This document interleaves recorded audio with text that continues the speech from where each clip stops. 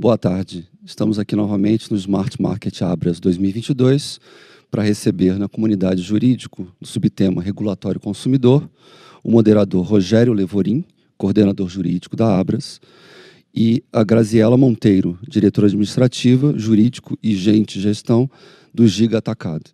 Também teremos, de forma remota, Fernanda Madeira Mancuso, gerente jurídica regulatória do GPA, e Luciano Benetti Tim, sócio da CMT ADV. Boa tarde e boa conversa.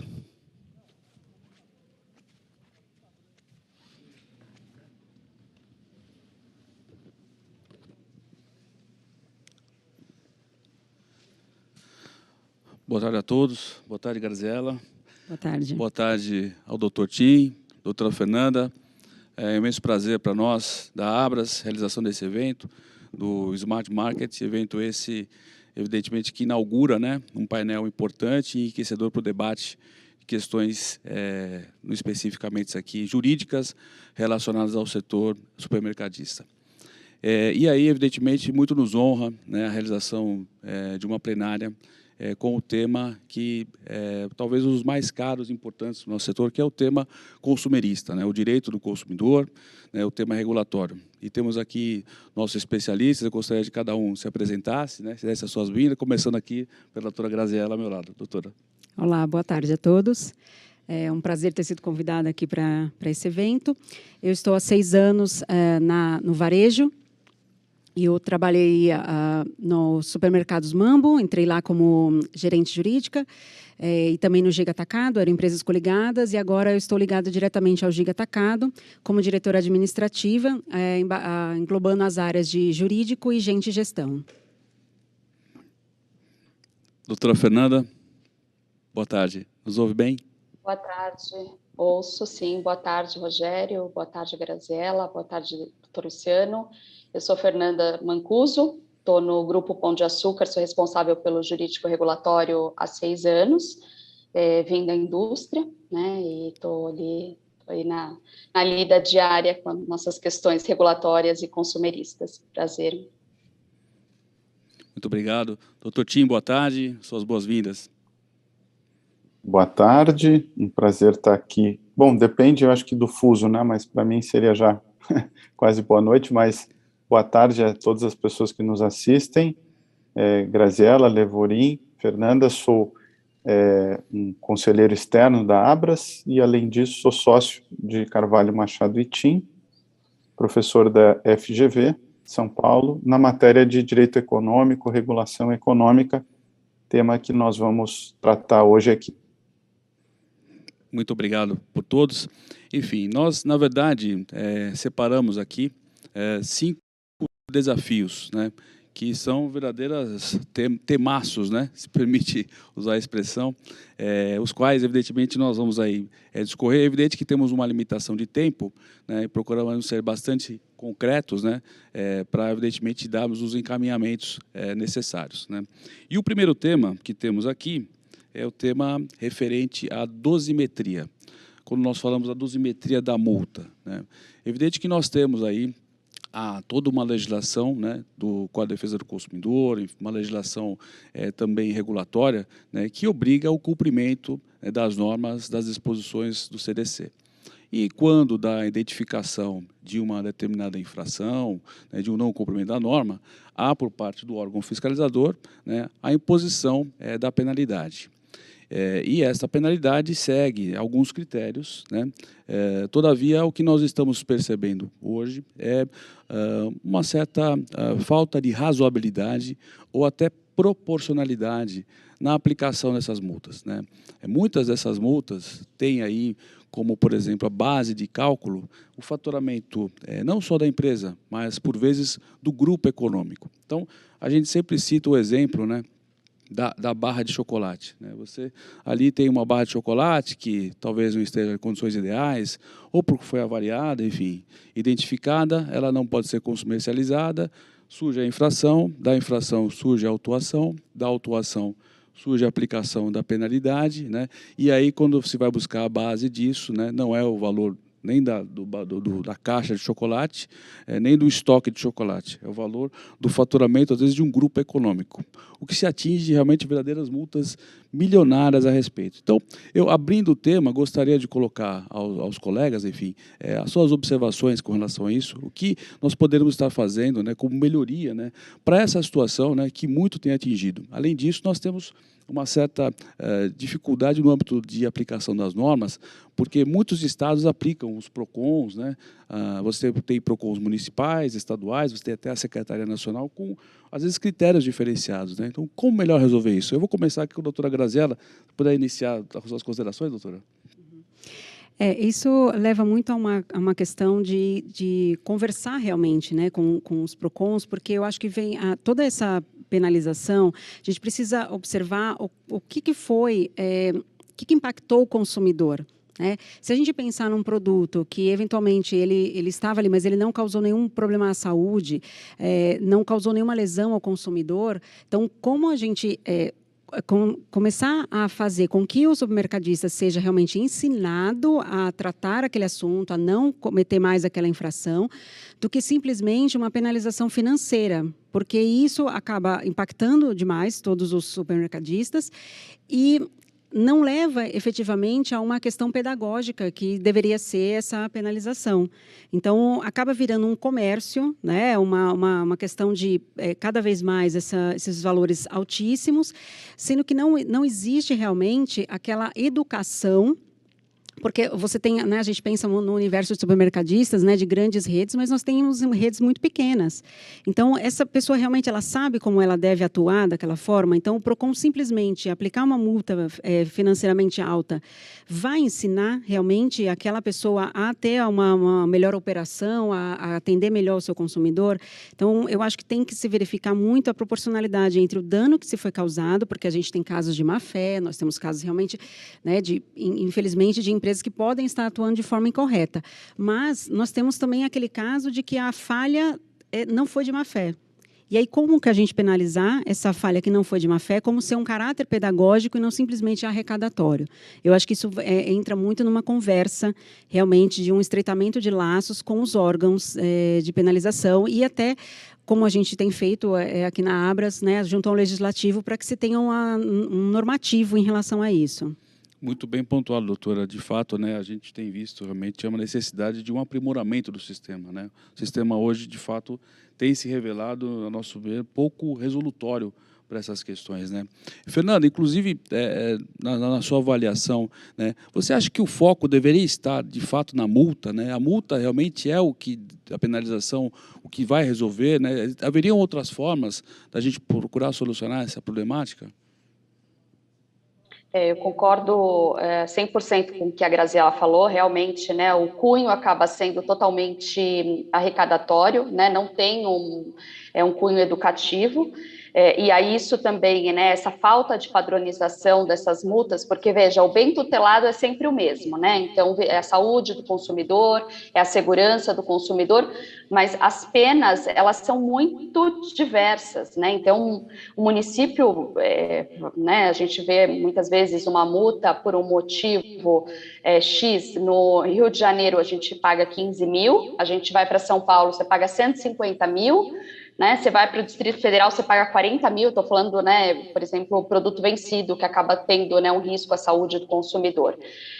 Então, a divergência é muito grande. O que a gente, inclusive, vem discutindo, né, nos comitês jurídicos da Abras, e o doutor Luciano vem participando com a gente, é da dupla visita. Né? Eu acho que entendo que a dupla visita é algo que sinaliza, né, para aquele que não está de má fé, obviamente, né, para aquele supermercadista bem intencionado que está querendo resolver a questão, né, o fiscal vem, sinaliza aquele problema, dá um prazo para aquela resolução, né, e muitas vezes a gente consegue resolver aquilo imediatamente, e aí tem um retorno, né, e aí nesse retorno, caso não haja, né, esse problema na regularização não tenha ocorrido, aí sim, né, a lavratura de um auto de infração e aplicação da multa.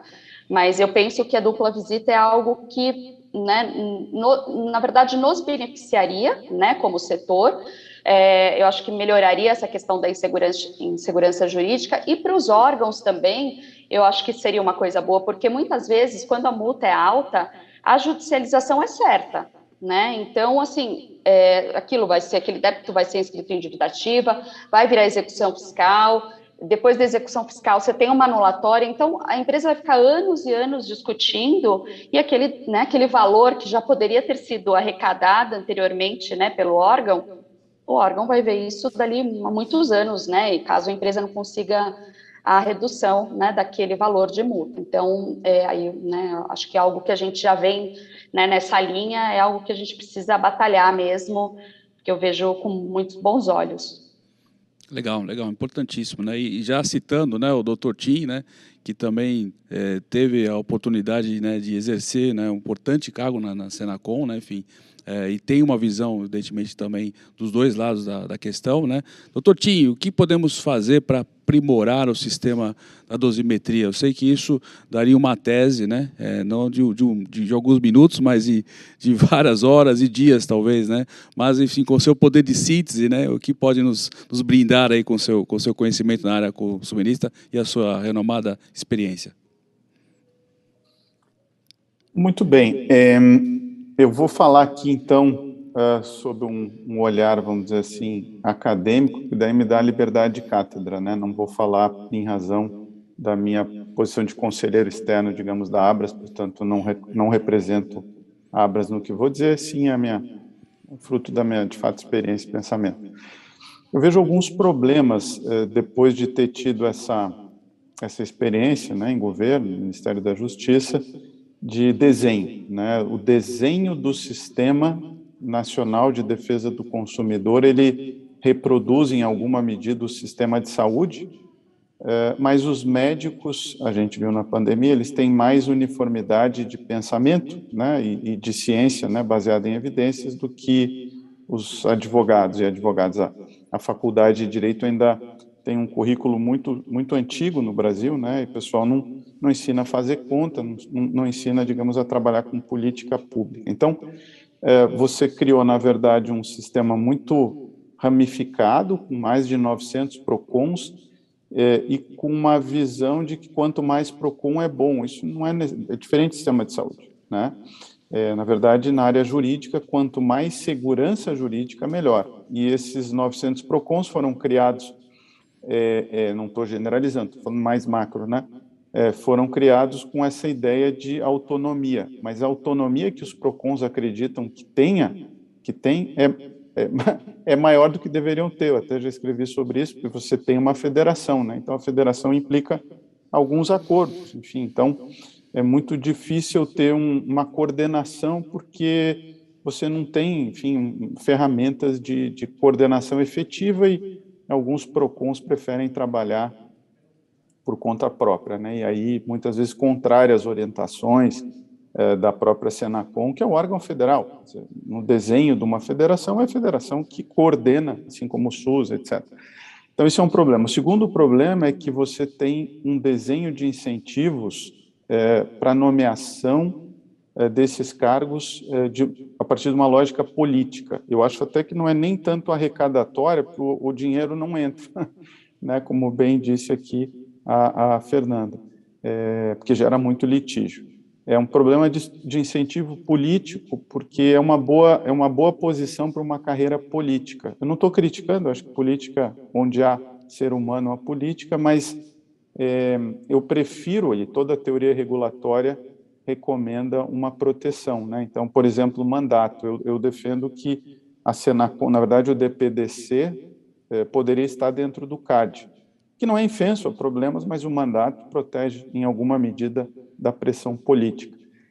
E é uma área ainda que fica muito sujeita à política parlamentar também, sobre a Senacom, por exemplo, Ministério Público. Então, no fundo, é difícil essa coordenação e, no fundo, quem condena mais consegue mais mídia, né? Então, no fundo, para uma carreira política, é uma estrutura que eu chamaria perversa no sentido de segurança jurídica, previsibilidade e inovação.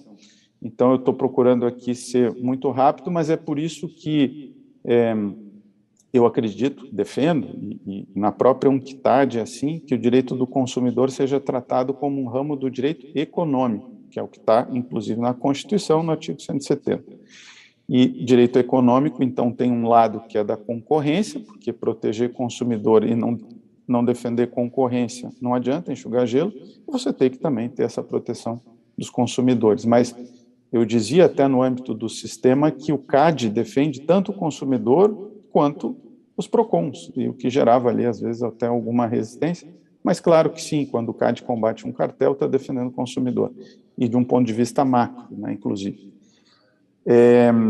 Então, aí, nessa visão regulatória, já está superada a visão de que multa resolve alguma coisa, né? Hoje se fala na regulação responsiva, você tem que ter mais diálogo, e por isso me parece correto o pensamento tanto da Graziela quanto da Fernanda de conversar, mas a autoridade pública tem que estar disposta a esse diálogo, a essa educação, e a gente vê que algumas agências reguladoras, como a Anatel, enfim, já estão mais desenvolvidas nessa pegada, vamos assim dizer. E, finalmente, eu diria que a gente tem que se dar conta que a aplicação de uma multa deve decorrer de um processo administrativo sancionador. Então, no processo sancionador, você tem que garantir direito de defesa, você tem que provar, né? Então, a relação de consumo é fornecedor-consumidor.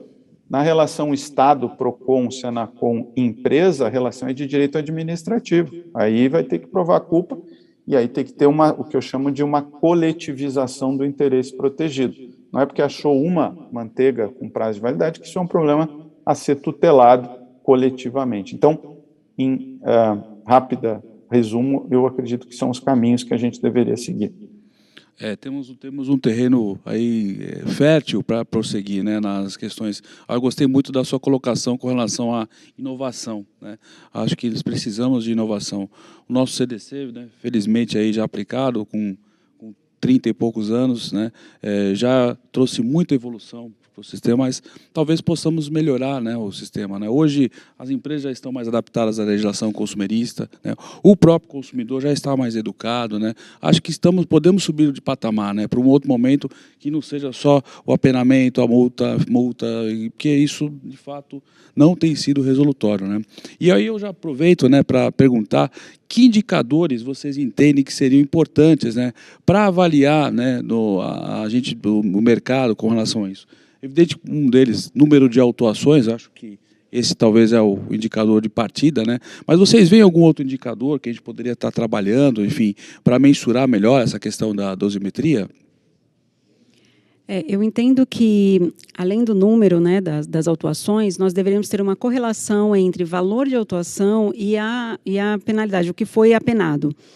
Porque, às vezes, você tem, né, trazendo mais esse exemplo até que eu te trouxe, né, de uma margarina vencida, que estava lá talvez até no estoque, nem estava numa área de vendas, talvez, será que isso, qual é a proporção da multa que é aplicada em relação a isso? Então, eu acho que essa proporcionalidade é importante para a gente mostrar que, muitas vezes, as multas são excessivas em relação à infração. Excelente ponderação. Não sei se vocês têm, doutor Tim, Fernanda, mais algum outro indicador que acharia importante com relação a essa questão da mensuração? Eu defendo muito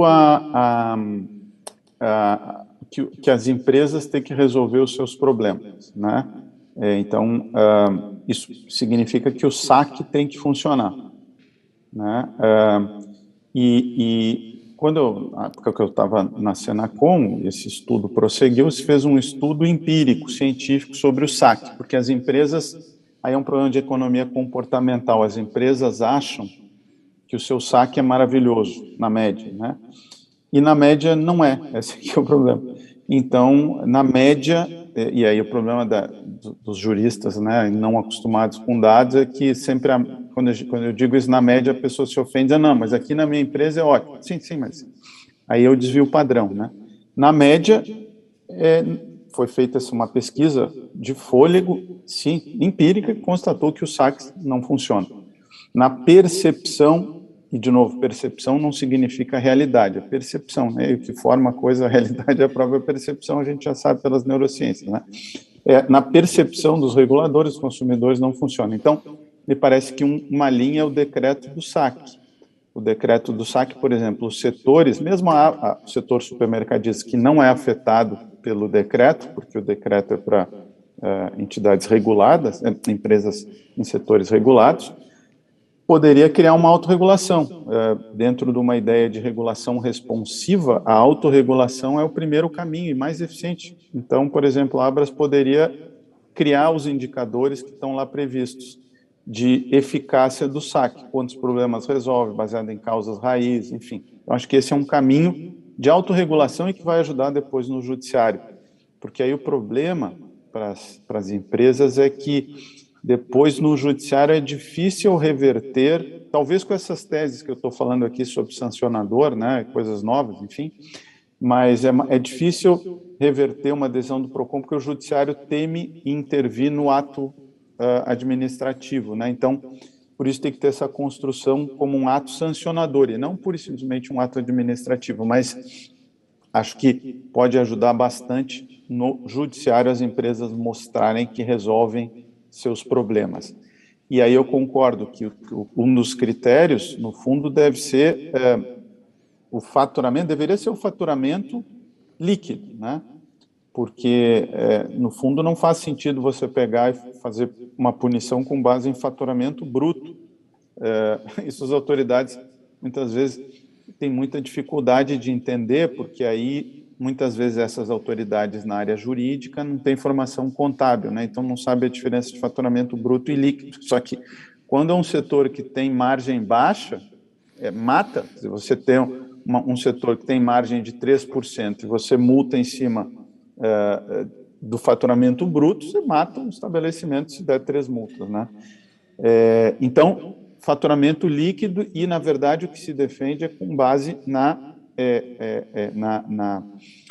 no local onde foi feita a fiscalização, não pegar o faturamento bruto da empresa e, a partir daí, aplicar uma multa. Até porque não faz o menor sentido, por exemplo, com todo respeito, mas o PROCON de Boa Vista, né? Pegar ele só tem competência, eu defendo isso, para atuar dentro de Boa Vista. Se passar de Boa Vista o problema, quem teria que atuar é a Senacom. Então, ele não poderia pegar o faturamento nacional, ele vai ter que pegar de Boa Vista, no máximo. Então, acho que são critérios econômicos e contábeis a serem levados em conta. Mas dupla visita é fundamental também nessa perspectiva dialógica, né? E creio que isso, quero me estender aqui para não monopolizar, e como professor de Direito Econômico eu não gosto de monopólio. O tema é vasto, realmente, né? Lembrando, né, que foi mencionado a questão do saque, né? Um recado, né? Senhores administradores, né? Enfim, cada reclamação resolvida no saque é uma ação a menos, né? É uma autuação a menos. Então, essa é uma dica importante aí. Eu vou pedir, então, olha, isso é um tema que daria para a gente discutir tanta coisa, tanto mais, né? Enfim, mas temos aí que percorrer, né, o tempo, né, do nosso painel e passar ao segundo tema, né, proposto, que é a questão do conflito de competência dos órgãos fiscalizadores da área do consumidor, né? E aí eu pediria a Fernanda, né, para fazer uma breve exposição da problemática, né, com relação a esse tema, que também é um dos mais caros aí que nós temos aí para o nosso setor supermercadista. Realmente, Rogério, esse é um tema que a gente se depara todos os dias, né, e de forma muito complexa, porque há uma multiplicidade gigantesca de legislações sobre o mesmo tema, né? A gente estava falando da semana passada sobre a venda da carne pré-moída. Você tem a vigilância sanitária que fala, é um produto de origem animal, o mapa poderia falar. Você tem o PROCON estadual falando uma coisa, você tem o PROCON municipal falando outra coisa. Então, assim, essa multiplicidade, né, de órgãos que atuam sobre uma mesma matéria e legislações, né, que falam de uma mesma matéria, de novo, né, cai na questão, né, da insegurança jurídica.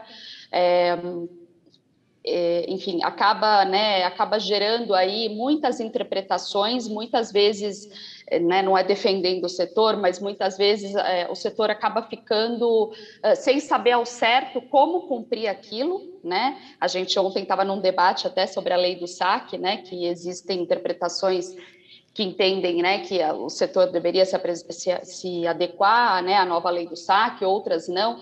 A gente viu, né, amplamente aí durante, né, a pandemia as legislações que tratavam do Covid, né, então você tinha a legislação estadual que permitia o horário de funcionamento das 10 da manhã às 8 da noite, aí você tinha o município que permitia que o horário podia ser das 7 à meia-noite, e aí, né, enfim, então, aqui, né, qual é a legislação, né, adequada para cumprimento, né, enfim, para cumprimento e para evitar aí autuações e problemas com os órgãos, né, então, aí você tinha também, né, tinha até agora recentemente, até foi alterada, a portaria do Ministério do Trabalho, né, com relação às máscaras. Então, você tinha os estados e os municípios liberando, né, dispensando aí o uso de máscara, só que as portarias do Ministério do Trabalho ainda estavam vigentes, e aí, né, a gente, como setor, orienta o quê? Né, mantém o uso da máscara, não mantém, o colaborador questionando isso, né, para o jurídico, para a área de segurança do trabalho. Então, acho que essa questão, né, de conflito de competências é algo que, obviamente, não é só, né, na área regulatória, na área consumerista, acho que isso acaba tendo, né, em outras áreas também, mas especialmente, né, na área regulatória a gente vê que isso tem... dá pano para manga, né, para muitas discussões aí, para muitas autuações, infelizmente. É verdade, realmente, né? Inclusive, Graziela, uma observação importante, né? Nós temos aí uma espécie de conflito de competências na esfera horizontal e vertical, né? Você tem tanto na esfera horizontal, às vezes o mesmo fato Anvisa e Metro, você tem vigilância, você tem Procon, e você tem depois na vertical o Procon municipal, estadual, Senacom, então é uma questão bastante complicada. E além disso, né, é um tema importante também, né, que a gente não pode deixar de mencionar, esse exagero regulatório que existe em nosso setor, né? Parece que supermercados são, muitas vezes, a vitrine do legislador, né? Para saber se uma legislação vai pegar ou não vai pegar, né? Vamos fazer para supermercado, e a enormidade de leis específicas para supermercados nessa área do consumidor realmente chama bastante atenção, né? O que você pensa sobre isso, Graziela? Essa questão eu acho assim, comentando um pouco o que a Fernanda colocou, né? Eu acho que a gente precisaria realmente, gosto muito da ideia que o Tim também colocou sobre a questão da autorregulação. Eu acho que isso é uma coisa que a gente precisava começar a falar sobre isso para a gente chegar numa maturidade dessa autorregulação, porque se o próprio setor conseguir realmente se regular, a gente não precisa da tutela do Estado. E isso é um compromisso que o setor tem que ter como um todo, para a gente fugir justamente desses problemas, porque, né, cada estado, cada município quer impor a sua legislação, quer impor as suas normas, e aí a gente entra todo esse problema que a Fernanda colocou, e o que seguir? O que nós vamos seguir, né? Imagine empresas que têm um jurídico já, né, estabelecido e tudo mais, já ficam confusas. Vocês imaginam aquelas que não têm, como que faz para acompanhar todo esse processo? Então, e isso também vem nesse excesso regulatório que o Estado, querendo tutelar absurdamente o consumidor, né, os nossos clientes, ele parte de um princípio ele não vai pelo caminho da educação, e ele repassa essa obrigatoriedade dele de educação para os estabelecimentos comerciais.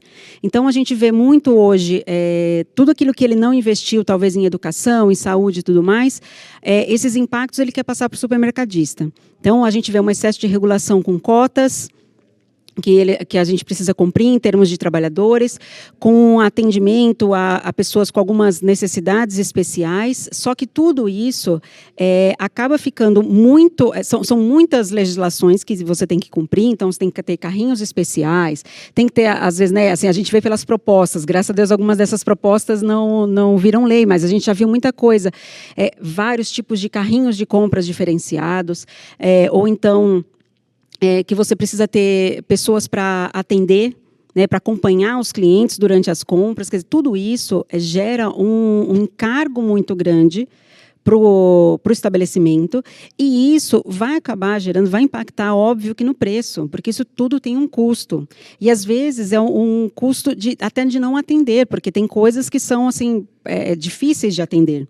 Então, se é difícil de atender, a gente volta para aquela questão das aplicações de multas e tudo mais, porque os órgãos vêm aplicar a multa porque o estabelecimento não cumpriu. Então, a gente entra num ciclo, né, num círculo ali de penalização, de legislação, descumprimento e tudo mais, que fica muito difícil sustentar, e isso acaba impactando a sociedade. Então, assim, impactou a sociedade porque o Estado não atuou, aí ele quer atuar por meio, né, do empresariado, e aí isso vai acabar impactando os nossos clientes, porque isso vai impactar no preço, não tem como. Então, isso é uma situação que a gente precisaria, né, talvez com uma autorregulamentação, conseguir barrar esse volume excessivo, né, de legislações novas que nós temos, de muitas coisas a cumprir, porque com isso a gente conseguiria, né, o Estado tem que direcionar os seus esforços para uma educação das pessoas,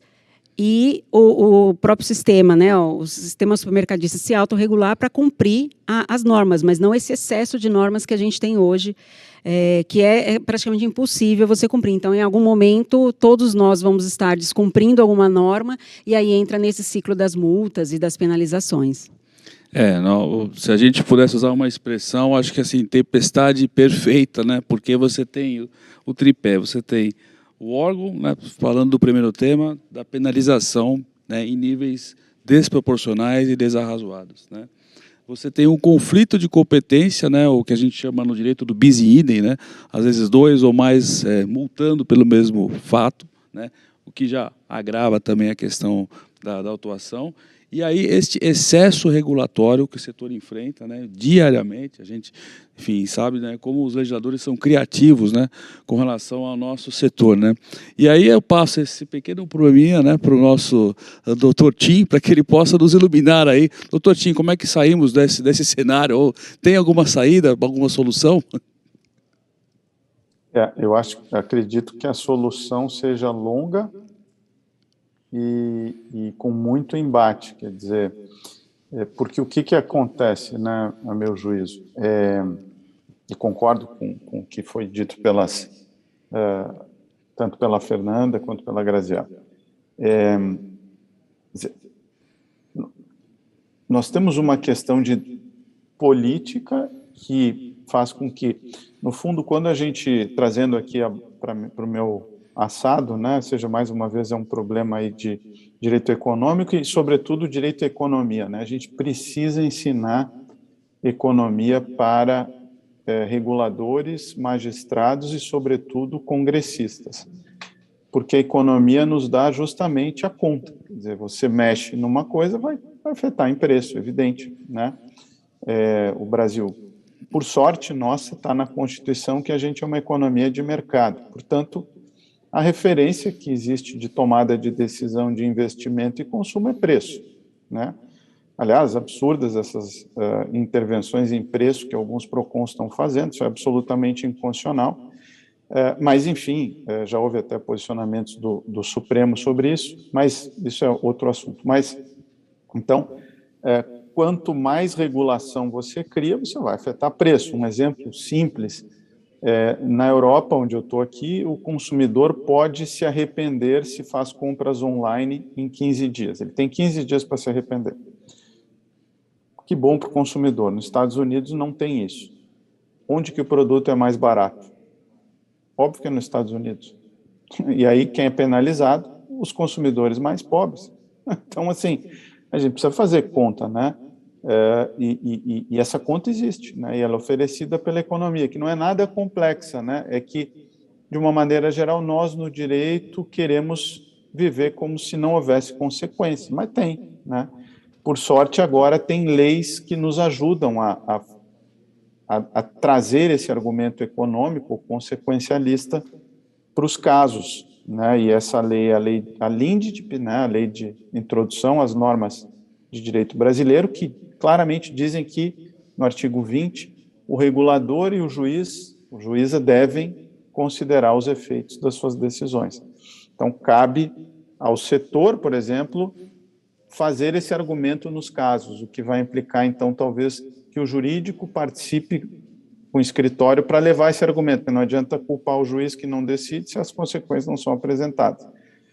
Então, uma ponte. E outra, a Lei de Liberdade Econômica, que tem um campo muito grande de defesa da livre iniciativa, e um dos pontos da Lei de Liberdade Econômica é a análise de impacto regulatório. Então, para intervir no mercado, tem que fazer análise de impacto regulatório. E aí, finalmente, tem uma questão que, além da análise de impacto regulatório, que não está na lei nem na LINDIP, nem na Lei de Liberdade Econômica, que é a análise de impacto legal. A gente deveria ter uma obrigação legal daquele parlamentar que quer apresentar um projeto de lei, apresentar conta. Isso já é assim nos Estados Unidos, na União Europeia, para a gente fazer análise de impacto legal. Eu já escrevi um artigo sobre isso com um assessor do Senado, e para que isso ocorra é preciso que o setor se articule politicamente. Então, há essa expressão lobby, que é feia, né? Mas em países civilizados o lobby é até regulamentado. O lobby deve ser feito pela maneira correta, né? Com normas de compliance. Aliás, o setor privado, desde a Lava Jato, avançou bastante no compliance, muito mais até que, de alguma maneira, o setor público, né? A gente vê as corporações muito preocupadas com isso. Mas, seguindo as regras de compliance, acho que a gente deveria ter uma lei de lobby, e as empresas e as entidades deveriam jogar um bom lobby, né? Teoria dos jogos. Ou seja, uma das coisas seria, como os americanos fazem, já que a academia não vai produzir ciência que possa ser eventualmente, na visão da academia, que sim tem viés ideológico, no Brasil e no mundo isso já está documentado, né? Então, uma das saídas é você ter think tanks, é ter entidades científicas sem fins lucrativos que fazem pesquisas que apontam esses efeitos, né? E acho que eu não vejo o setor privado brasileiro fazer suficientemente isso. Nenhum lobby de qualidade, eu já tive no governo, eu achei, na minha experiência, que as ONGs fazem lobby com mais qualidade que as lobby das... Aliás, é um dado científico. Quem mais faz lobby no Brasil, segundo uma pesquisa com evidências científicas, os sindicatos de funcionários públicos. Por isso que não passa nenhuma reforma da reforma administrativa que o país precisa. Qualquer economista respeitado fala isso, e acho que a gente não deveria ter dúvidas disso. Segundo é a Associação de Magistrados do Trabalho. Terceiro é a CUT, só quarto que é a CNI, né? E, finalizando, assim, acho que hoje existe um espaço de desenho de política pública e de diálogo, que é o Conselho Nacional de Defesa do Consumidor, e lá tem as PROCON, SENACON, CAD, representante do setor privado, que é a CNC, e representante de entidades de consumidor. A recomendação da OCDE e ONU é que se aposte nesse tipo de espaço de desenho de política pública articulada, se não é isso. Isso é um problema do mundo todo. Os reguladores, eles também competem entre si, mas o Brasil, o desenho é sempre mais ineficiente, e aí isso custa em impostos, isso custa na conta lá do consumidor. Exato, doutor Tim. Tem uma questão também aí que a gente não pode deixar de desconsiderar também, né? Que, falando especificamente do nosso segmento supermercadista, nós temos aí uma penetração no Brasil praticamente de 100% do território nacional, de uma visitação de milhões de pessoas diárias em nossas lojas. O que eu quero dizer, na verdade, é o seguinte, né? O supermercado dá muita visibilidade. né? E dá visibilidade também, muitas vezes, para o legislador que ali pretende colocar uma placa específica determinando que determinado produto tem que estar no espaço X da gôndola, né? Muitas vezes é uma legislação absolutamente, não diria inútil, mas de pouca eficácia, né?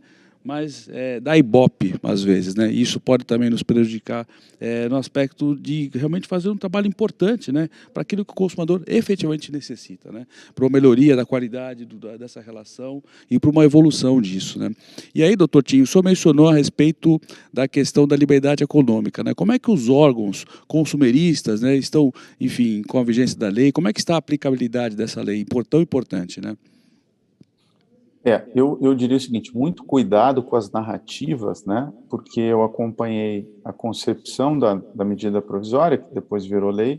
Então, essa não é uma lei do governo XPTO, é uma lei brasileira. Ela foi aprovada no Congresso com maioria parlamentar para, inclusive, uma mudança constitucional. Eu teria quórum para isso.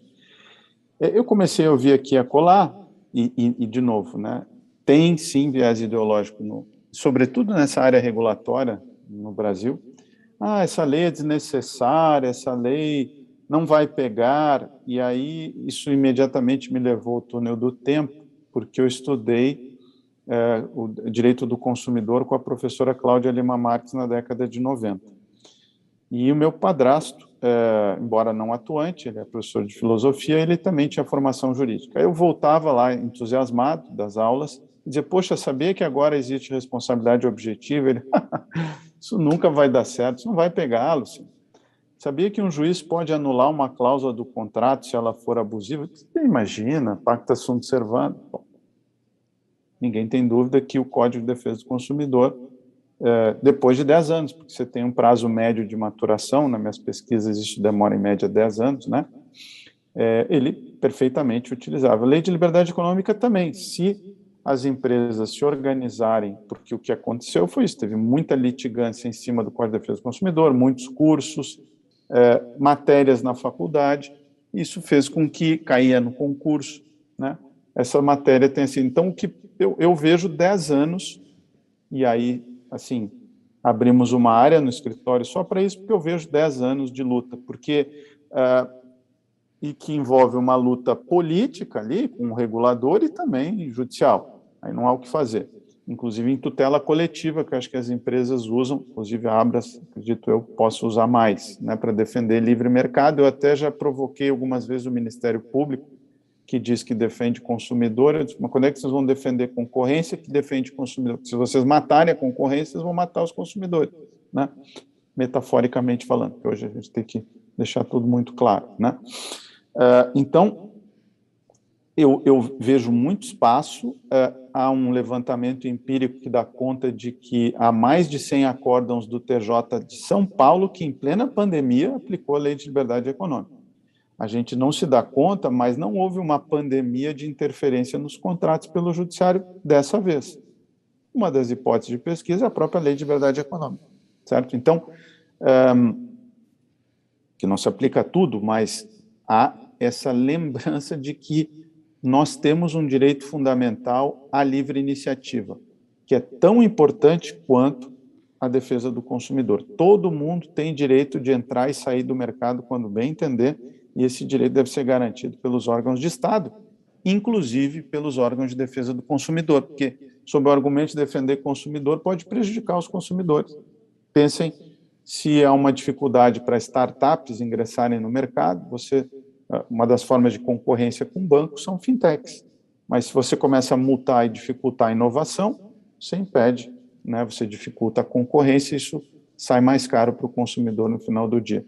Mas é um processo que vai demandar possivelmente muito diálogo, muita produção de conhecimento que possivelmente, infelizmente, na média, não tende a vir da academia. Então, as empresas vão ter que achar uma forma de, por exemplo, vi agora recentemente que o Einstein, não, o hospital, abriu uma faculdade. Claro, vai produzir ele próprio ciência. Então, tem que se pensar em institutos de think tanks que produzam ciência também, que se contraponha, ou enfim, que seja algo que influencie o desenho de políticas públicas republicanamente. Excelente. Bom, a produção já me avisa aqui, estamos aí, temos que cumprir o nosso tempo, né, religiosamente. Temos tantas coisas, enfim, tantas oportunidades, né, para a evolução, né, mas eu acho que essa contribuição é muito válida, né, e temos que deixar uma mensagem otimista, né, para que a gente possa evoluir. Então, eu vou pedir para cada um, se conseguir, em uma palavra, dizer qual é, evidentemente, a palavra-chave para a questão da melhoria no direito consumerista nas relações supermercadistas. Vou passar para você, Grazi. Olha, difícil, né? Uma palavra só, mas eu acho que talvez seria a participação. Eu acho que se cada vez mais todas as pessoas estiverem unidas e participando, trazendo exemplos, trazendo as suas dificuldades, eu acho que a gente consegue ter uma discussão mais rica e conseguir ter mais argumentos para levar. Então, a participação de todos nesses fóruns de discussão é muito importante. Muito obrigado pela participação, Graziela. Obrigada. Fernanda, por favor, a sua palavra-chave. Eu acho que a gente tem que mudar aí o patamar, o nível de serviço para os nossos clientes, para poder descaracterizar todas essas falácias, né? Todas essas, muitas vezes, essas autuações, esses questionamentos, né, que a gente fala muito, né, em questões que não, né, desarrazoadas, mas tem também muitas coisas que dá para a gente melhorar, e eu acho que começar, né, com o nosso cliente, com o nosso consumidor, para, enfim, desconstruir essa percepção, muitas vezes, dos órgãos. Muito obrigado, Fernanda, pela participação, enfim, excelente, realmente, contribuição a sua. Doutor Tim, qual seria, então, aí a sua palavra especial? Muito bem, foi um prazer ter estado com vocês. A minha palavra aqui seria liberdade econômica, né? A gente ficou muito tempo sem reconhecer a livre iniciativa como um direito fundamental. O Supremo já decidiu isso num julgado importante, agora há uma lei específica, e liberdade econômica nos traz inovação, nos traz concorrência, nos traz desenvolvimento, e isso vai ajudar, no final do dia, os consumidores. Então, mas se puder ficar aqui esse desejo de que o setor aposte em autorregulação, né, como uma sinalização para os próprios consumidores e autoridades terem mais confiança, acho que seria um belo passo. Muito obrigado, doutor Tim, pela sua participação. Sei que está aí na Europa, enfim, interrompeu um pouquinho a viagem para nos atender. Estamos felizes aí. Agradeço a participação de todos. E fica aqui um convite, né? Na sequência, teremos o painel laboral, né? Enfim, que será mediado pelo doutor Roberto Longo, enfim, com grande profundidade também. Convido a todos para permanecerem conosco aí na audiência. E, mais uma vez, muito obrigado pela participação. Obrigada.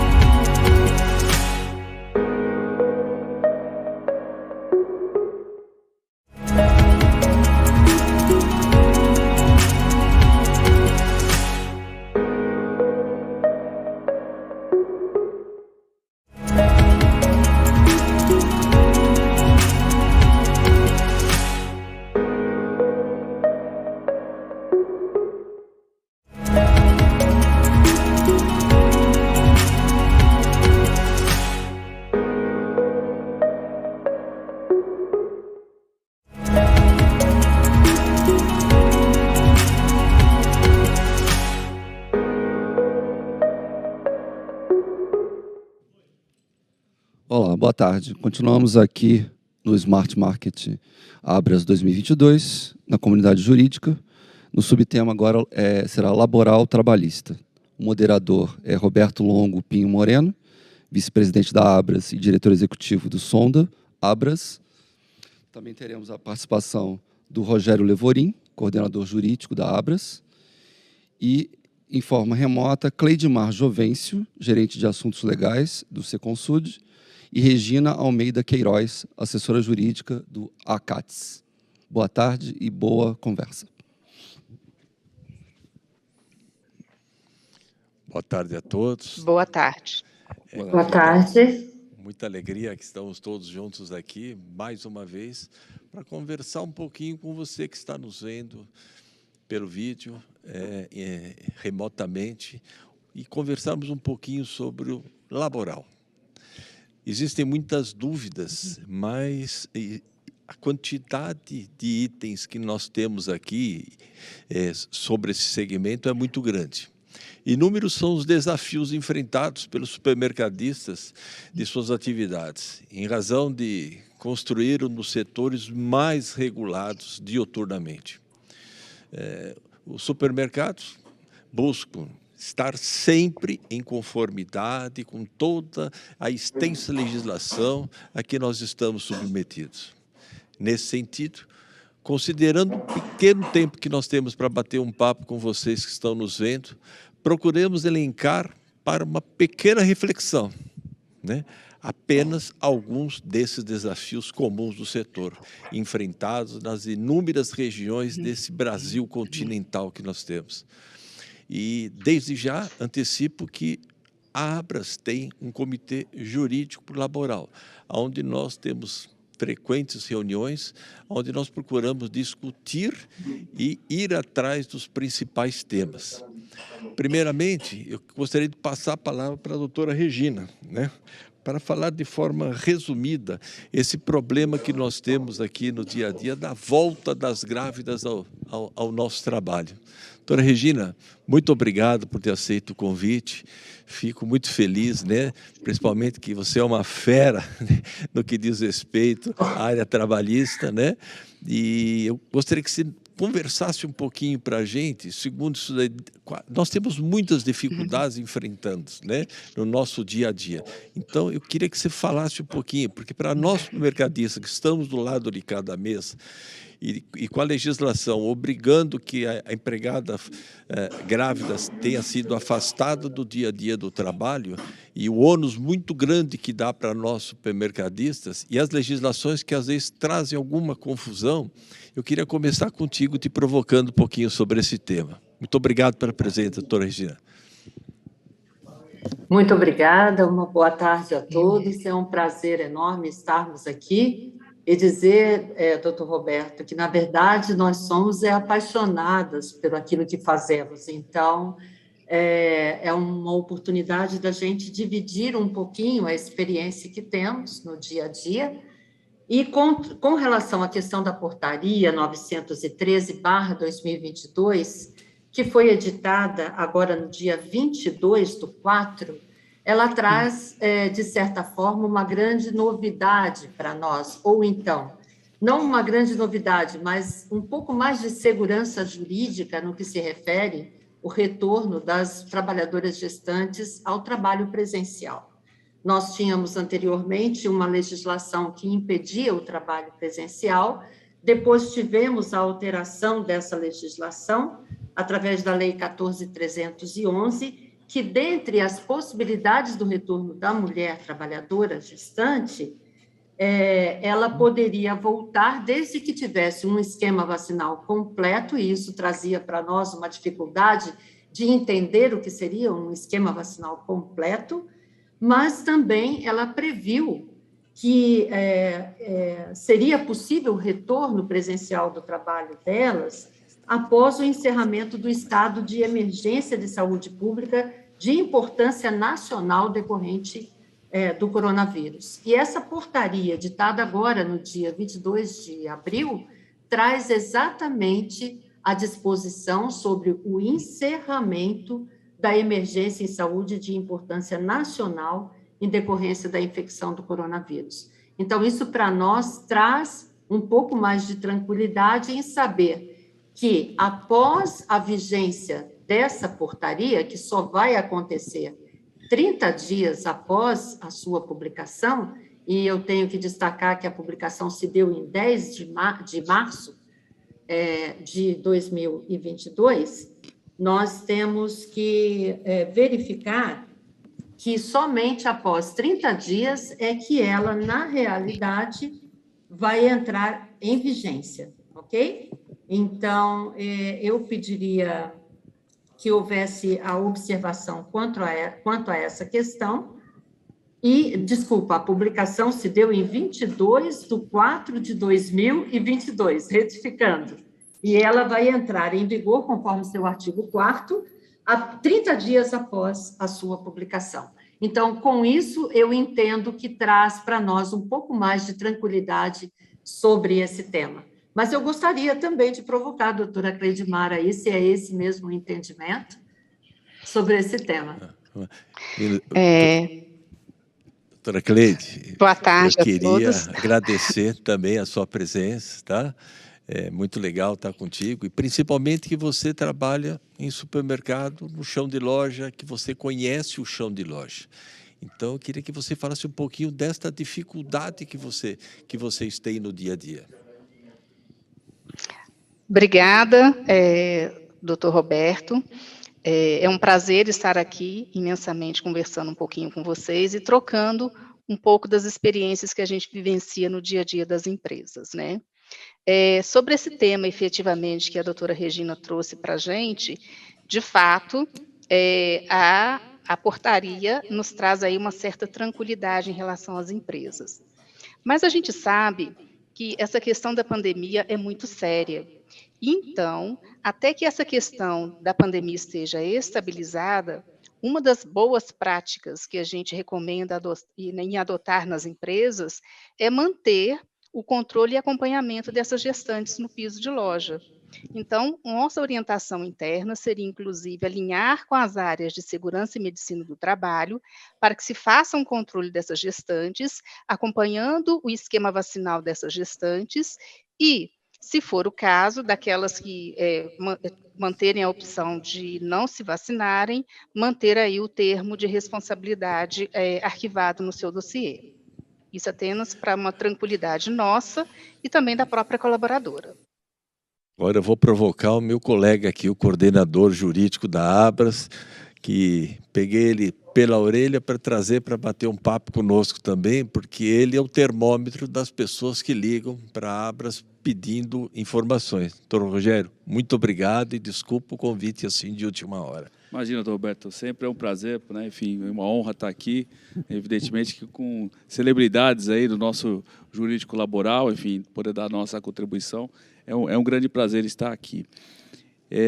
Questão das gestantes, né? Eu gostaria de voltar um pouquinho só, né, para maio do ano passado, né, quando nós tivemos, enfim, a Lei 14.061, né, que determinou o afastamento das gestantes e o custeio, né, por parte das empresas do período de pandemia.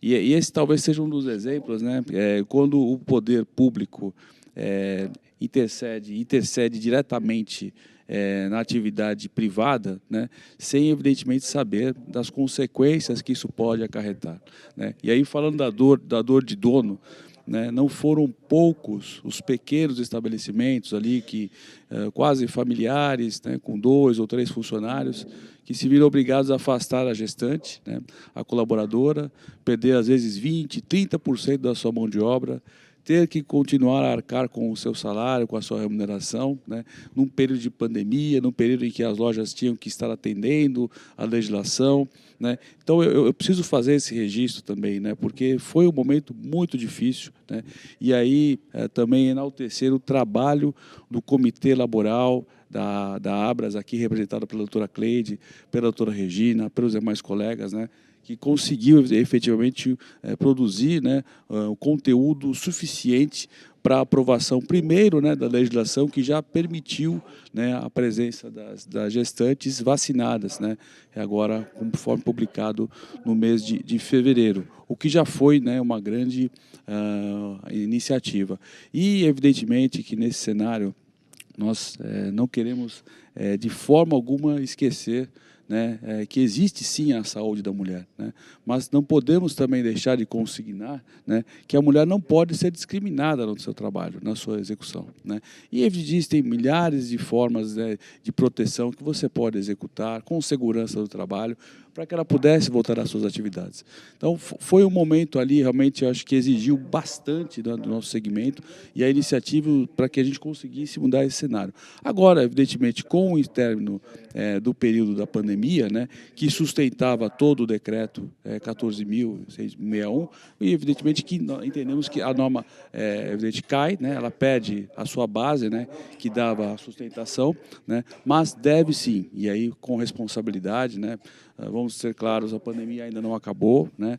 Acho que todos os métodos de prevenção devem ser continuados, higienização, enfim, loja, aquelas atividades que tenham mais contato com o público, a preservação, tudo isso deve ser preservado, né? Nós já estamos vendo algumas localidades aí, recentemente fiquei sabendo essa semana, Pequim está fechada, com uma área de quase 3, 4 milhões, então não queremos voltar nesse cenário, não é isso que pretendemos. Acho que temos aí 2 anos de aprendizado, né, nessa questão da legislação, né, mas do nosso ponto de vista legislativo, o que dava base, né, evidentemente, com a queda da pandemia, permite o retorno imediato ao trabalho.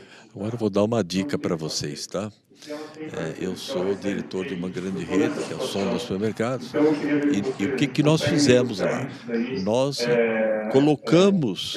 mandamos uma carta para todas as colaboradoras grávidas que estavam afastadas, solicitando o seu retorno, né? E também, no seu retorno, o departamento médico olhou o estado clínico destas grávidas e aquelas que se recusaram a tomar o completo, o ciclo vacinal, elas assinaram uma declaração. A demissão por ausência da volta ao trabalho não é por falta da vacina, não.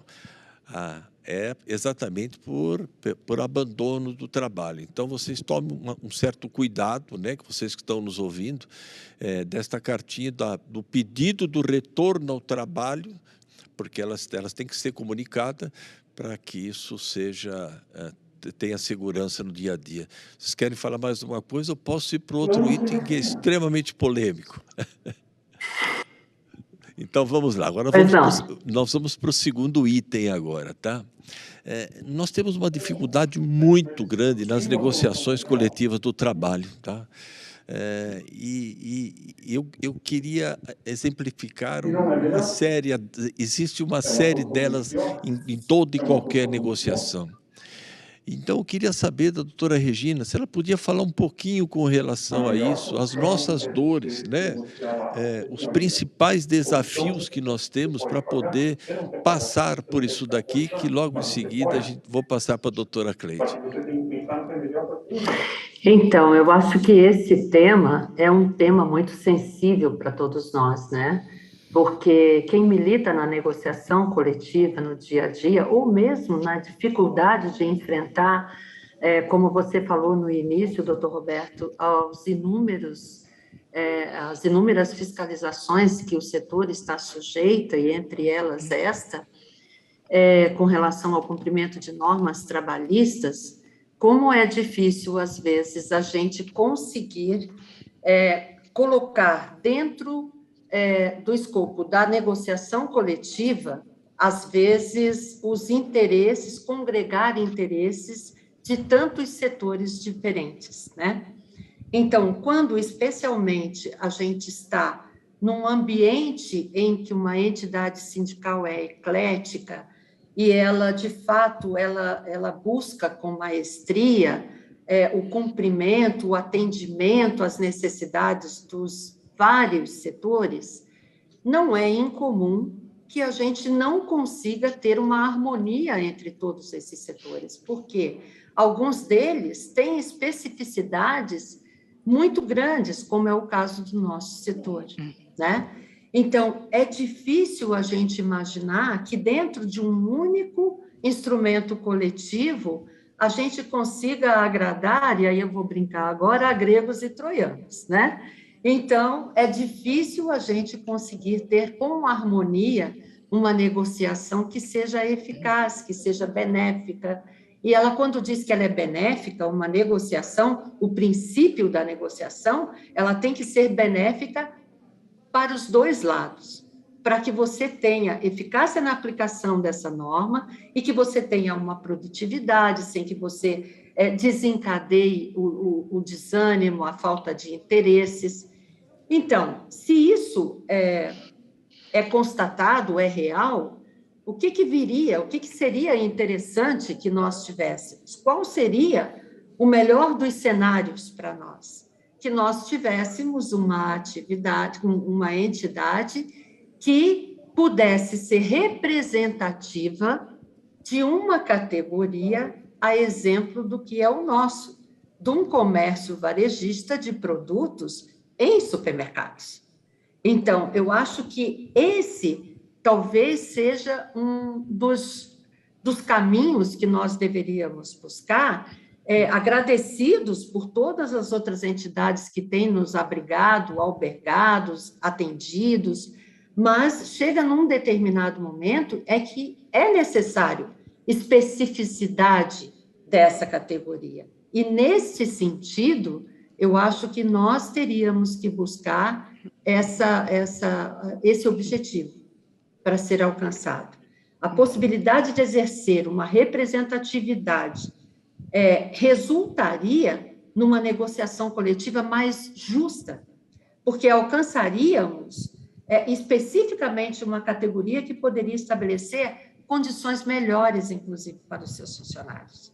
E eu entendo que eu sou uma defensora disso, me permita colocar, porque acredito nesse sonho da gente ver atendidos os anseios desse setor, que é tão específico e que promove um trabalho extraordinário social na oferta de um número muito grande de postos de trabalho em nosso país. Então, essa seria o meu sonho, vamos dizer assim, que nós pudéssemos ter uma entidade que representasse o comércio varejista de produtos em supermercados. Muito obrigado, deu para esclarecer bem, e eu até vou dar um exemplo de uma convenção que eu participei de uma cidade aqui do interior de São Paulo. O sindicato patronal aqui tem um guarda-chuva muito grande e atende vários segmentos. Então, um dos pedidos do sindicato patronal que foi como proposta era dar um auxílio alimentação que o valor era tão alto que era maior do que o piso. Então, esta é a dificuldade que nós temos quando o guarda-chuva é muito grande. E se tivéssemos um sindicato próprio, ia ser muito melhor. Agora, eu queria passar a palavra para a nossa querida doutora Cleide, para que pudesse citar uma outra boa prática que poderia ser adotada pela categoria frente às negociações coletivas. Então, doutor Roberto, de fato, as negociações coletivas atualmente têm sido um grande desafio, não só para as empresas em geral, mas também para o time de relações sindicais que está vivenciando isso frente aos trabalhos de negociação com os sindicatos, tanto laboral quanto patronal. E o interessante é que a gente observa que essa tendência, dessa dificuldade dessas negociações coletivas, veio como um dos fatores da reforma trabalhista, quando houve a extinção da contribuição sindical. E aí os sindicatos estão buscando justamente nas negociações coletivas uma forma de suprir essa falta dessa contribuição sindical, acarretando algumas convenções coletivas impraticáveis, tais como você citou, aí no estado de São Paulo. E assim também como no estado de São Paulo, em outras regiões do país também, nos deparamos com esse tipo de convenção coletiva e que traz um transtorno muito grande para as empresas. E nesse sentido, acaba facilitando os ACTs, ou seja, os acordos coletivos diretamente com o laboral. E isso é ruim, por quê? Porque acaba enfraquecendo a categoria, né, o sindicato patronal, que estaria aí defendendo a frente para defender as empresas, e dando subsídios para que na próxima convenção coletiva se busque aquilo que foi negociado para uma única empresa e que beneficiaria parte das empresas e não nas empresas coletivas, né, de uma forma coletiva. E para que a gente possa realmente tentar parar com isso e tentar dar um outro viés como melhor prática, seria justamente buscar o fortalecimento do sindicato patronal. E essa aproximação das empresas com o sindicato patronal, no sentido de estar participando das assembleias, das negociações, dando sugestões, buscando o diálogo, para que a gente possa efetivamente conseguir aí boas negociações coletivas, que seja boa também para as empresas e também para o colaborador. E aí a gente conseguir efetivamente resolver esse grande problema e desafio que nós temos pela frente. Em cima do que você falou, doutora Cleide, aqui em São Paulo nós tivemos um problema muito grande no que diz respeito à região de Guarulhos. O sindicato dos empregados se uniu e fez uma campanha muito forte e aos próprios empregados, querendo um aumento excessivo, e fez inúmeros acordos individuais, com uma base muito maior, né, de reajuste daquela que a Sincovaga, no caso, estava negociando. Então, isso enfraquece a negociação, enfraquece a forma de tratamento, por isso que eu ainda acho que não é só você, não, Cleide, que é apaixonada e Regina, pela criação do sindicato, mas se a gente tiver o nosso sindicato, tudo vai ser diferente. Agora, queria dar uma beliscada aqui no doutor Rogério, aqui, para ele se manifestar um pouquinho a respeito. Vamos lá. Vamos lá, doutor. Acho que é assim, dois importantes pontos aí, né, que a gente poderia estar explorando um pouquinho mais, né. Sem dúvida, né, o advento da reforma trabalhista em 2017 é um marco, né, nessa questão sindical brasileira, né. A partir do momento que se decreta a desobrigatoriedade da contribuição sindical, você muda completamente essa relação, né? E, além disso, quando se estabelece na própria reforma que o acordo, né, enfim, o negociado tem força vigente, né, maior do que o legislado, né, é inevitável uma mudança desse cenário, né? Eu me recordo da época, o Brasil detém cerca de 15 mil sindicatos, né? A Argentina, um país nosso, vizinho aqui ao lado, são um pouco mais de 200 sindicatos. País, inclusive, com um histórico peronista, né? Com toda a origem trabalhista. O que eu quero dizer? Alguma coisa não estava bem, né? Havia, de fato, uma excessiva proliferação, né? E a ideia da reforma era que as entidades sindicais que prestassem o bom serviço devam permanecer. Mas situações que visem privilégios, sustentações de questões que não evidentemente representam uma evolução na relação do trabalho, né, deveriam buscar outras formas, né. E nesse contexto, né, ganha cada vez mais força, como foi mencionado pela doutora Regina, né, a representatividade do segmento supermercadista, né, como atividade econômica, né, com a sua sindicalização, tutelando os seus interesses específicos, que muitas vezes não se confunde com de outros lojistas, né. Não raramente, Brasil afora, nós temos os nossos sindicatos embaixo de sindicatos do comércio que não tem nenhuma sintonia, né? E a nossa base, às vezes, é 95% da base sindical da região, mas quem está decidindo lá na ponta não é da área supermercadista, o que tem representado um problema para o nosso setor. Então, acho que nós estamos aí buscando soluções, né, no âmbito da negociação. A negociação é importante. Os nossos trabalhadores são um dos mais protegidos pela legislação e queremos, sim, né, uma evolução do modelo. Mas a nossa representatividade, eu acho que é uma pauta importante no segmento, que nós temos que continuar essa labuta, né? Temos iniciativas importantes com relação a isso e vamos continuar nessa luta, né, porque é uma luta do nosso segmento. Obrigado, doutor Rogério.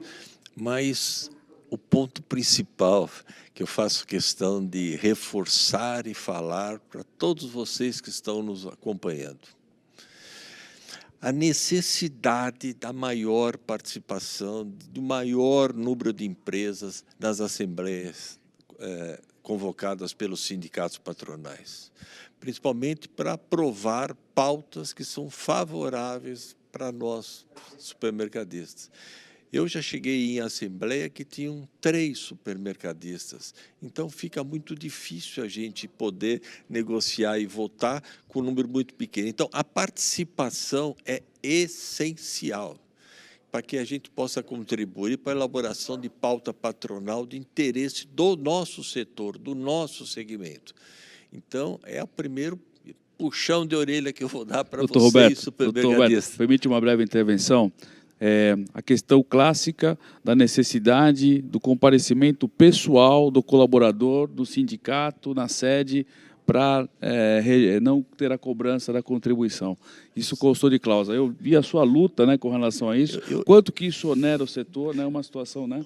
Não teve jeito. Então, constou na convenção aqui de São Paulo que o colaborador que não quisesse o desconto é obrigado a ir presencialmente lá no Vale do Anhangabaú, na sede do Sindicato dos Empregados, para assinar com documento e tudo mais. A fila era quilométrica, horas para ficar embaixo do sol. Nós tivemos que liberar o colaborador para ir assinar a carta lá, e nós não conseguimos. Por quê? Porque nós não tínhamos um quórum suficiente para poder derrubar isso daí.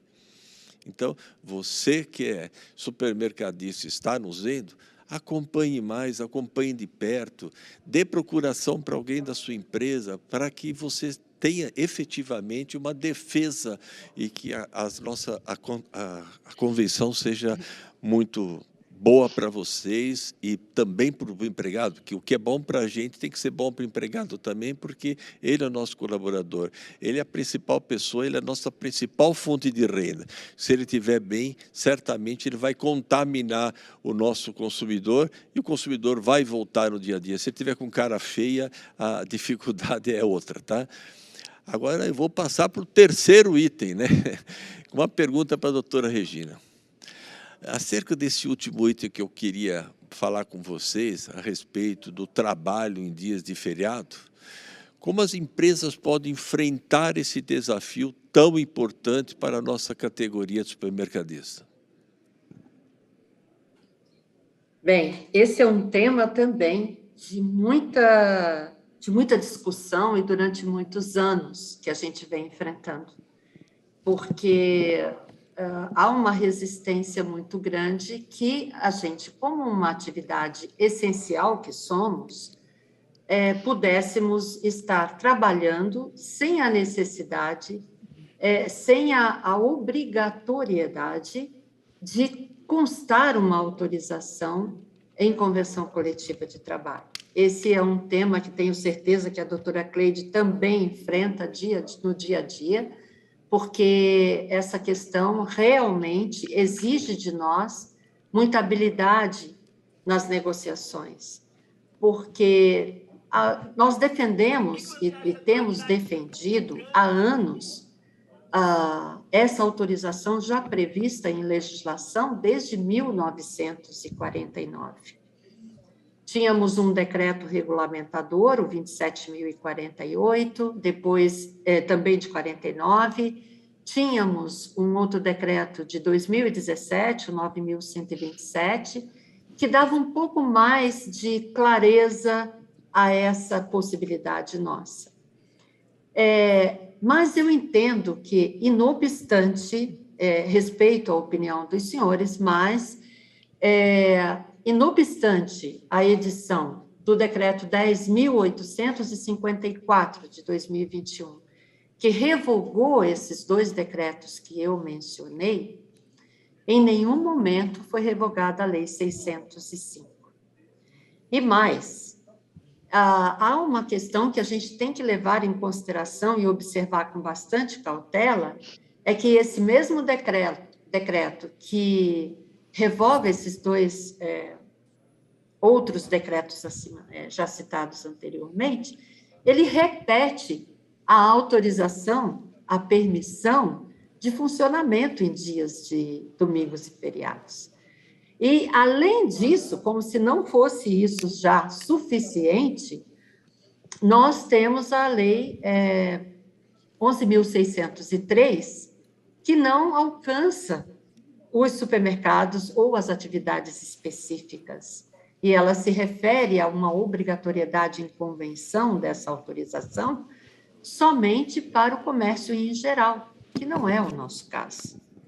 Então, eu ainda me atrevo a dizer que o enfrentamento de qualquer impedimento à abertura sem autorização, ela está lá na Constituição Federal, está lá no artigo 84, no artigo 170, está na Lei 605, de 1949, está lá no próprio Decreto 10.854 de 2021, e também está nas interpretações feitas pelo Judiciário.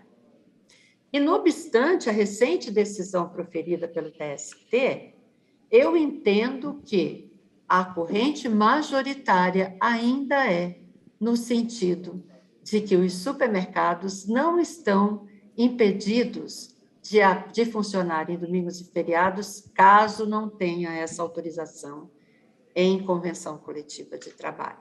Eu sei que muitas bases têm negociado a convenção coletiva, na convenção coletiva de trabalho, situações diferenciadas, com alguns pagamentos de benefícios pelo trabalho nesses dias, mas nós temos que lembrar que a lei prevê que ou você paga 100% desse trabalho, ou você concede uma folga. Então, esse é o texto da legislação, né? E não há proibição disso acontecer, né? Então, em muitos casos, nós temos defendido essa situação. E em algumas situações também, em algumas bases, com alguns sindicatos, especialmente aqui eu vou citar o estado de Santa Catarina, nós temos inúmeras convenções coletivas de trabalho que prevê exatamente o trabalho em dias de feriados com o pagamento de 100% desse dia ou a concessão da folga, como é previsto na Constituição Federal, na Lei 605 também, e no próprio decreto recente agora, 10.854. Então, eu acho que é fácil? Não, não será fácil. Em algumas situações, pode ser que a gente tenha que fazer um enfrentamento judicial. Mas eu acho que nós temos base legal para discutir e também entendimentos jurisprudenciais nesse sentido também. Esse é o meu posicionamento. Eu queria agora dar uma passada de palavra para a doutora Cleide, tá? Para que ela pudesse citar, dar uma sugestão de uma boa prática a ser adotada pelas empresas. E se ela tem alguma sugestão de um decreto-lei, seja lá o que for, o que a gente pode fazer para ficar menos exposto a isto?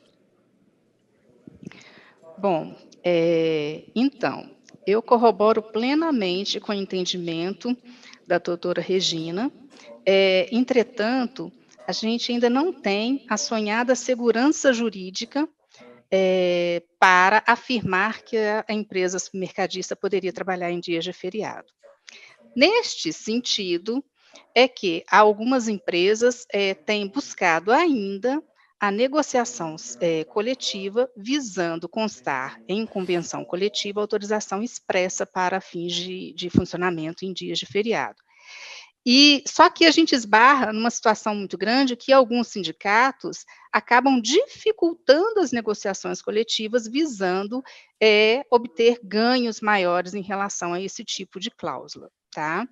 Então, entre as boas práticas que a gente pode citar, é realmente tentar, por enquanto, manter essa cláusula que já consta em algumas convenções coletivas e que alguns sindicatos são abertos e tranquilos para poder constar esse tipo de cláusula, e contar, naquelas regiões em que há uma dificuldade muito grande dos sindicatos, a gente buscar o apoio das associações locais e enfrentar esse tema no judiciário.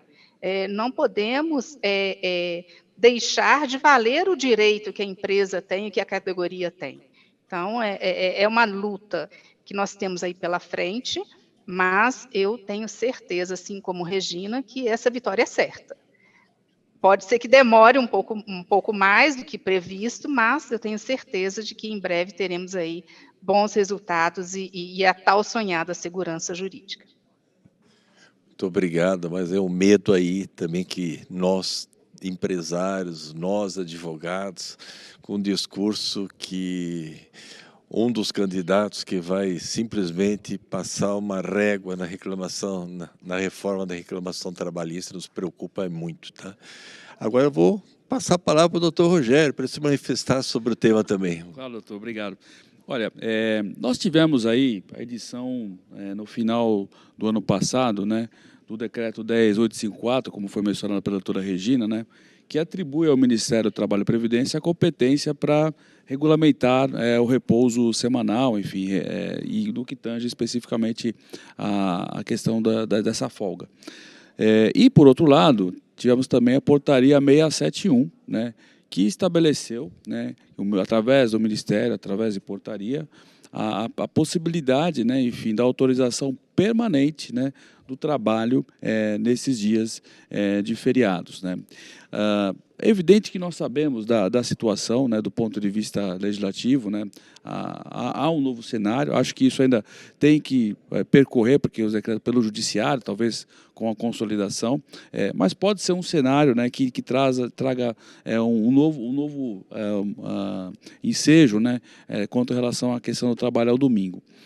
Domingo, que é hoje o dia, talvez um dos principais dias hoje, né? Não só para o consumidor, né, que precisa do domingo para suas atividades, como muitas vezes para muitos colaboradores que preferem o domingo, principalmente aqueles comissionados, porque tem melhores possibilidades de ganho, né? A gente sabe de situações em que há pessoas que preferem, inclusive, laborar no domingo por conta da remuneração. Como boa prática, é uma pena, eu não tenho visto muito isso, doutor, mas a gente teve, com o advento da reforma, o trabalho intermitente, né, que foi uma possibilidade de você alocar determinados trabalhos em períodos específicos, né, de que a pessoa possa trabalhar. Talvez, né, seja um ponto que a gente possa trabalhar melhor, né, no aspecto de poder, naquelas situações específicas, deslocar o trabalhador específico para suprir a falta de um outro, né, e você fazer o remanejamento. Mas eu confesso que, juridicamente, a situação não é fácil, né, e também do ponto de vista de organização, né, porque você tem escala de folgas, né, repouso quinzenal, né, enfim, da mulher, você tem uma série de fatores, é um verdadeiro quebra-cabeça você organizar uma escala no nosso segmento, né? E talvez aí algumas iniciativas possam surgir para poder aprimorar o processo, como a questão do trabalho intermitente. Obrigado, doutor Rogério. Infelizmente, nosso tempo já acabou. Nós tínhamos mais outros inúmeros temas extremamente relevantes para o nosso segmento, mas eu queria dar a palavra para vocês, dar a palavra final, passando primeiro para a doutora Regina, depois pode passar direto à doutora Cleide. Pois não. Então, eu só complementando o que o doutor Levorin falou, tanto essa portaria 671 quanto esse decreto 10.854, doutor, ele também prevê que o Ministério do Trabalho e Previdência, ele usa um termo que eu prestei atenção, ele diz concederá em caráter permanente, ele não colocou deverá ou poderá conceder a questão da autorização permanente do trabalho em domingos e feriados, é nisso que eu aposto. Mas eu também quero aproveitar para agradecer a oportunidade que a Abras nos dá de estar aqui hoje à tarde, conversando sobre temas tão relevantes para o nosso setor. e dizer que foi uma grande satisfação para mim estar primeiro com a doutora Cleide, que é uma profissional competente, extraordinária, o doutor Roberto, sem palavras, e que dirá do doutor Rogério Levorim. Muito obrigada, Abras, muito obrigada a vocês pela oportunidade de estarmos hoje esclarecendo esses temas, ou pelo menos colocando um posicionamento sobre eles. Obrigada a vocês. Doutora Cleide, suas alegações finais. Faço minhas as palavras de doutora Regina. É fantástico estar participando do Comitê Jurídico da Abras e dos debates, das reuniões que sempre temos feitas e mensalmente, e é um prazer muito grande ter sido convidada para participar desse quadro, principalmente do lado da doutora Regina, que é uma profissional exemplar, e eu só tenho mesmo a agradecer, e podem contar sempre conosco, quando precisar, e a gente vai estar aí sempre à disposição. Passar a palavra para o meu amigo, meu colega, doutor Rogério Levorim. Obrigado, doutor Roberto. Olha, muito obrigado, né, pelo convite, participar. Doutora Regina, doutora Cleide, realmente um momento realmente mágico, né, que nós estamos vivendo aí, né? Depois de um período tão difícil, né, de pandemia, participar de um evento, enfim, aqui o Smart Market da Abras, né, está sendo realmente um evento bastante acalentador, né, incrivelmente bem organizado, né, e uma oportunidade para que a gente possa disseminar cada vez mais as nossas boas práticas, né, e especificamente falando da matéria laboral, né, tivemos grandes avanços, né, recentemente, como mencionado na questão da gestante, o trabalho do comitê que foi feito, os avanços na área sindical que estão acontecendo, né, e tem muita notícia boa ainda para acontecer. Estamos trabalhando firme lá, a gente na Abras, com seu apoio lá, e o doutor Maurício também, seguindo forte aí. Eu quero encerrar oferecendo a todos vocês que estão nos vendo aí em seus locais de trabalho e tudo mais, que vocês participem também das nossas reuniões, trazendo sugestões, participando de debates, para que cada vez mais a Abras possa aprimorar as relações institucionais em Brasília no que diz respeito às atividades laborais de todos os nossos colaboradores. Muito obrigado e é um prazer estar sempre conversando com vocês e continuo à disposição, e a Abras continua à disposição para dividir os problemas. Afinal, juntos somos mais fortes. É isso aí.